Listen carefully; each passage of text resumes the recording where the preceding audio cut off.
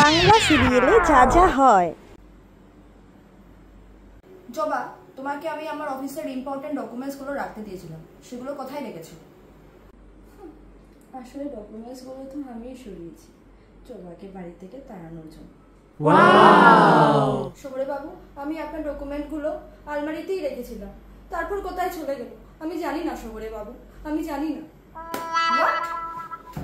বেরিয়ে যাও এখনই আমার চোখের সামনে থেকে।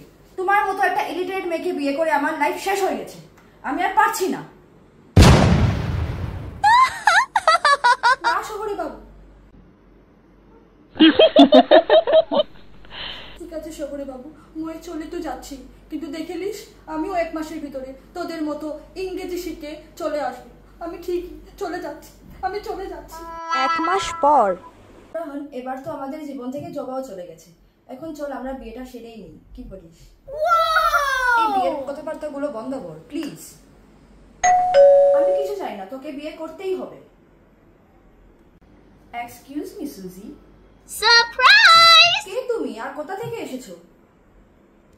আই এম জবা ঘুটুরি ফ্রম ঘুটুরি রাজবংশ। What? জবা, তুমি? Oh my god. কিন্তু তুমি এত ভালো ইংলিশ কিভাবে বলছো? হ্যাঁ, কারণ আমি মাত্র 1 মাসের ভিতরে ইংলিশে অনার্স, বিএ, বিএসসি, বিকম সব কমপ্লিট করে ফেলেছি। ওয়াও! আমাকে ক্ষমা করে দাও, সেদিন আমার অনেক বড় ভুল হয়ে গেছে। না শোভর বাবু, আপনাকে আর ক্ষমা চাইতে হবে না, আমি জানি তুমি আমাকে কতটা ভালোবাসো।